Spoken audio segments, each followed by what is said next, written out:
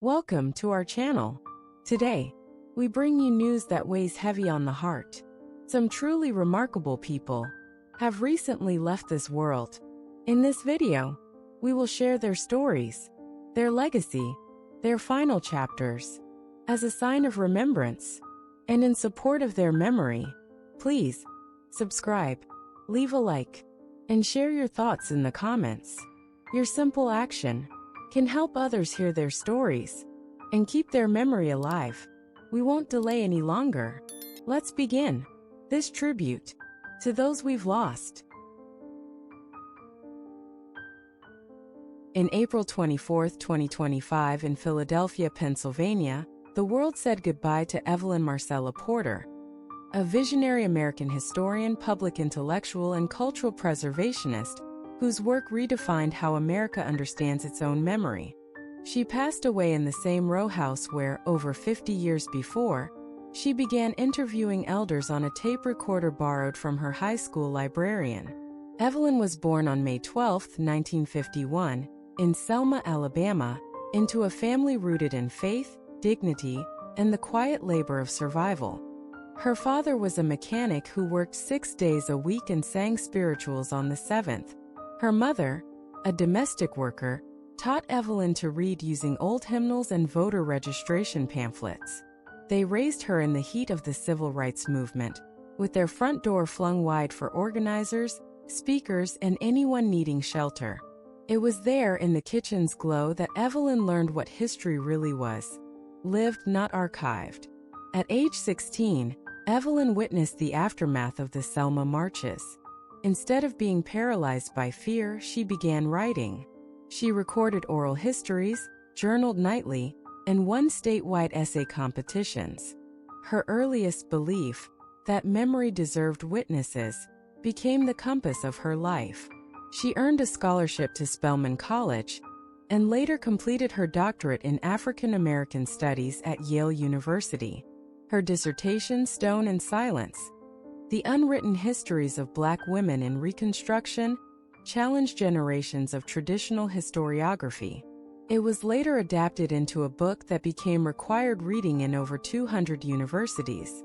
In 1986, Evelyn founded the National Archive for Diasporic Memory, the first institution dedicated entirely to preserving oral histories, photographs, and letters of Black families from the 18th to the 21st century.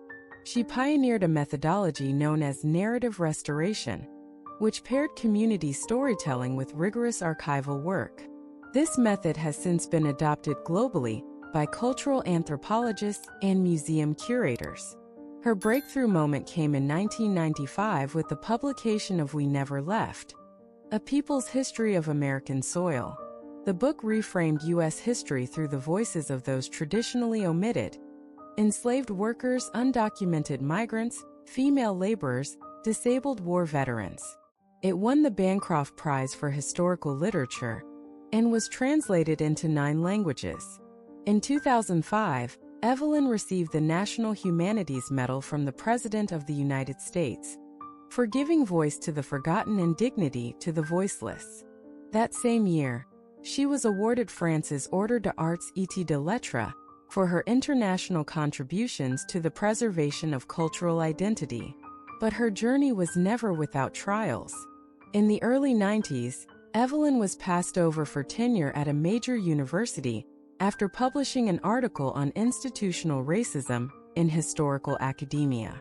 The piece, titled White Silence in the Archive, ignited debate, backlash, and protest, but ultimately inspired a wave of systemic reform in faculty hiring and curriculum diversification. Evelyn never returned to the institution. Instead, she began teaching at historically Black colleges, where she found joy in mentoring the next generation of memory keepers. Her personal life was quiet, rich, and layered. She never married, often saying that her lifelong partner was the past itself, faithful, unyielding, and always in need of care. She adopted and raised her niece Cassandra after Evelyn's sister passed unexpectedly in 2001. Their home was filled with books, baked cornbread, and late-night debates about history and hope. Evelyn loved calligraphy, loose-leaf tea, and long walks through cemeteries.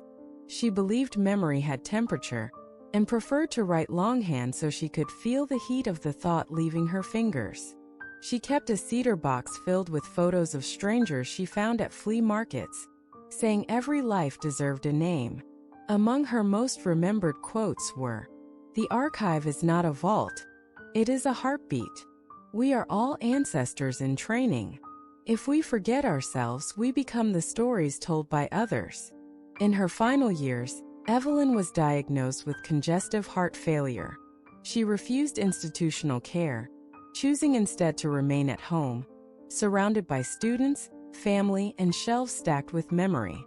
Her last public appearance was at the Smithsonian, where she unveiled the Wall of Breaths, an immersive exhibit honoring unnamed figures in American resistance history. In her final interview, Evelyn said, "I do not fear death. I fear forgetting.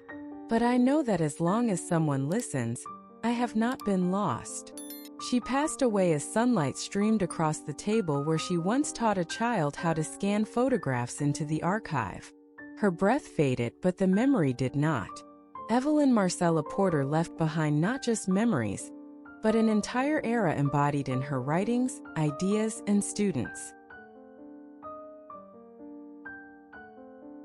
In April, in Detroit, Michigan, the world said farewell to Raymond Elias Booker, an American poet, playwright, and literary theorist whose voice transformed the American stage and page. His death marked not just the end of a life, but the quiet closing of an entire chapter of Black literary resistance, introspection, and invention. Raymond was born in New Orleans, Louisiana, in the summer of 1948. His father, Charles, worked on the railroad, while his mother, Edna May, was a laundress who carried the cadence of Zora Neale Hurston in her storytelling and the logic of Langston Hughes in her kitchen table lectures. Their home was filled with music, protest, and paperback books, many secondhand, all sacred. From the age of 10, Raymond was drawn to rhythm and silence equally. He composed his first poem at 11 and staged his first one-act play at 14 in the back of a Baptist church using bed sheets as curtains.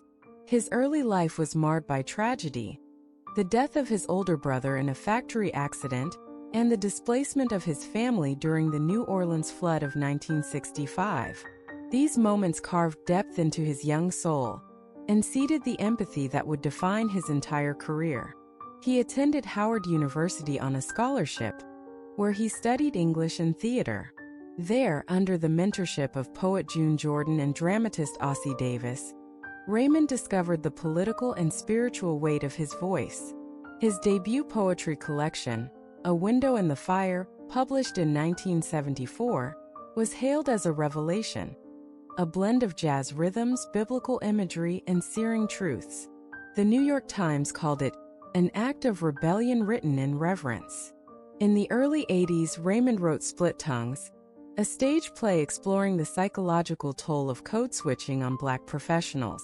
It premiered off-Broadway in 1982 and earned him the Obie Award for Best New American Play. By 1985, he had become a household name among literary and theater circles, but fame never altered his vision. "I'm not writing for applause," he once said.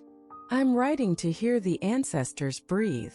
In 1996, Raymond was awarded the National Humanities Medal for breaking form to reveal truth and using language as liberation.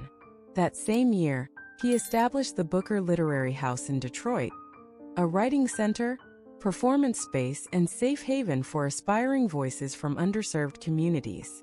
His creative method was unorthodox. He often wrote standing up, refused digital tools, and drafted all his plays in the margins of legal pads. "A story isn't real until your wrist aches from holding it," he would say. Despite his brilliance, Raymond faced a series of crushing rejections. In the late 90s, 3 of his plays were dropped by a major publisher for being too political and too abstract. Depressed and disillusioned, he withdrew from public view for nearly 5 years. During that time, he taught community college, mentored formerly incarcerated writers, and wrote a series of unpublished sonnets about silence. He returned to the stage in 2005 with The Dust That Carries Us, a generational epic that earned him the Pulitzer Prize for Drama the following year. It was a triumphant return, yet Raymond remained modest, declining interviews, often attributing his success to God, grief, and a grandmother's gospel records. In his personal life, Raymond was intensely private. He never married, though he spoke fondly of a brief relationship with fellow poet Isaiah Benton in the 1970s. He had no children but called his ments my bloodlines. He was known for his daily walks, herbal teas, and a habit of reciting Baldwin aloud while trimming bonsai trees in his study. Among his closest students were Pulitzer-winning poet Naomi Chase and renowned screenwriter Darnell Lewis. Both credit Raymond not only for their craft but their clarity. "He didn't teach me how to write," Naomi once said. "He taught me how to live unafraid of what I already knew." Raymond believed in community more than canon. He volunteered for prison literacy programs, wrote elegies for local obituaries, and once donated his entire advance from a play to a shelter for homeless youth. "If your words don't hold others," he wrote, "they're just noise." Winona Laura Horowitz was born on a chilled, golden-edged autumn morning, October 29, 1971, in the tightly coiled town of Winona, Minnesota. A river city that moved slowly, almost musically, with the murmur of the Mississippi cutting through it like memory. The trees there flame red in the fall, the air always tinged with wood smoke, and in October the town feels like a story just before it's told. There was something poetic about it, about being born in a place that sounded like a name from a Gothic novel. She would later say she was named after that town, not by coincidence but by design, as though her life had already chosen its tone. Her parents, Cynthia Estes Palmer and Michael D. Horowitz, were not like other parents in Winona. Cynthia, an elegant spirit with an old-soul gentleness, was a writer and video archivist. Michael, with his intense gaze and deep intellect, was an author, editor, and rare books dealer, but also a quiet revolutionary. Their friends were poets and beatniks, thinkers and radicals. Among them was Timothy Leary, whose goddaughter Winona would become. The Horowitz home, for a time a commune in Northern California without electricity, where the night arrived like velvet and candles lined the windows, was a world unto itself. Books spilled across tables.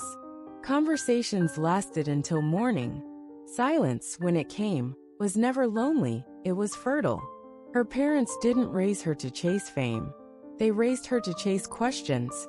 They taught her that truth was more important than comfort, and that people were stories waiting to be understood. She had a younger brother, Yuri, and two half-siblings from her mother's previous marriage. Their household pulsed with freedom and creative friction, a mix of intellectual rigor and emotional rawness that left permanent marks on her. As a child, Winona was more shadow than spark.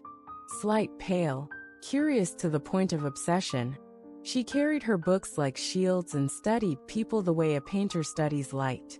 She was often mistaken for aloof, but she was simply looking deeper than most children knew how. There was an oldness in her eyes, something carved from solitude, and yet she never turned bitter. She didn't crave attention. She craved meaning. Her early years were marked by both wonder and pain.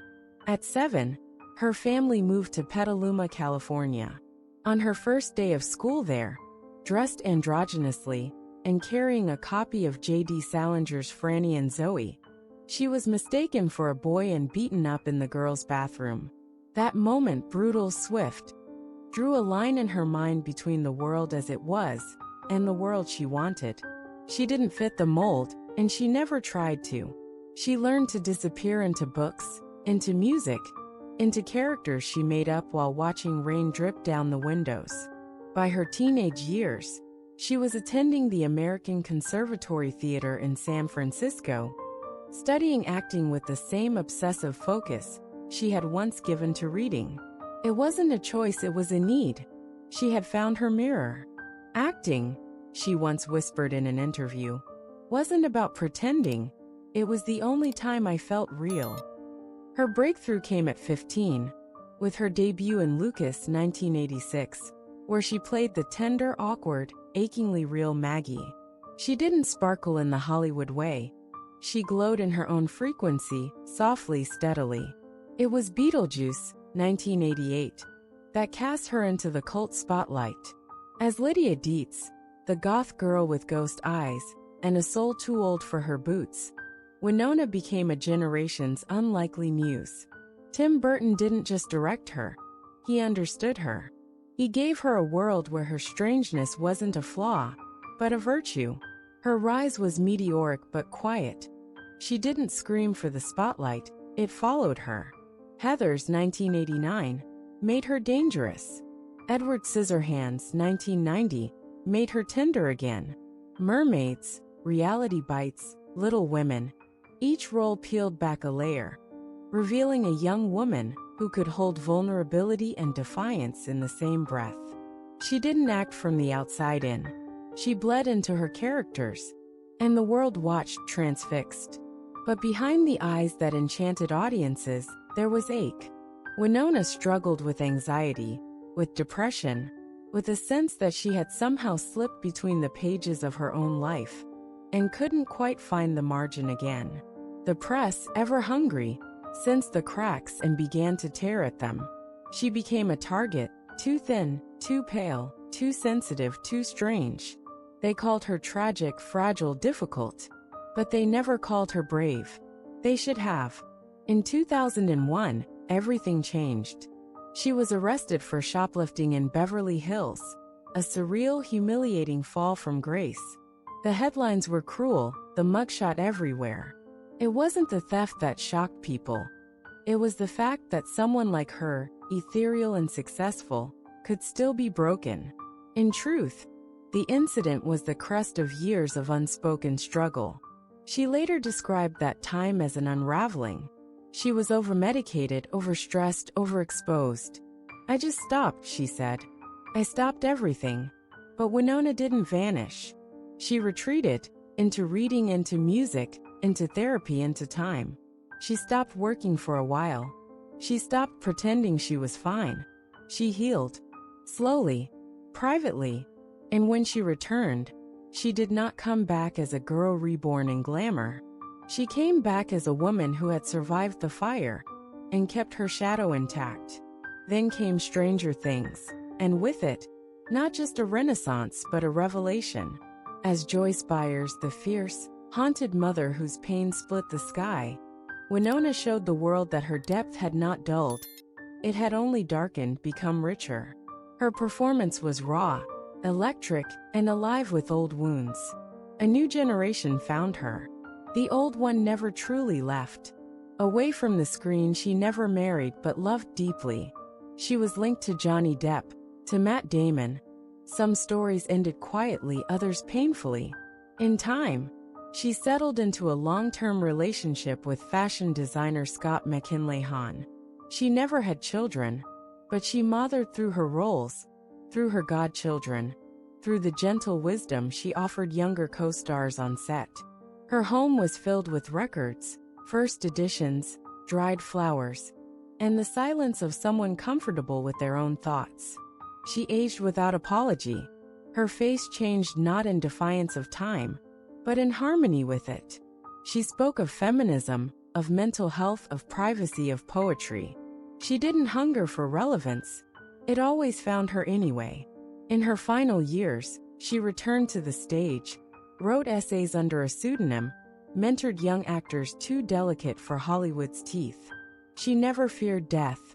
She once said, "I've always felt like I was just visiting, like I don't fully belong here. But while I'm here, I might as well feel everything." And so when she passed, gently in her sleep, with books beside her and twilight in the room, the world mourned not just a star but a soul. Murals of Lydia Dietz appeared on city walls. Fans lit candles beside stacks of her films. Critics revisited her work and wept. Writers invoked her in novels. Mothers named daughters after her. She was remembered not for her scandals, but for her softness. Not for her fame, but for her fire. She left behind no children, but a generation that found solace in her strange grace.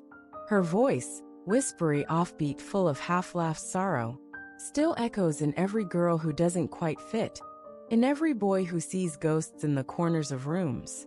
Winona Ryder lived like a poem written in pencil, smudged, intimate, unforgettable. And when the final page was turned, the world sat in silence, not to mourn her ending, but to remember that once, someone dared to be exactly who she was, and it was more than enough.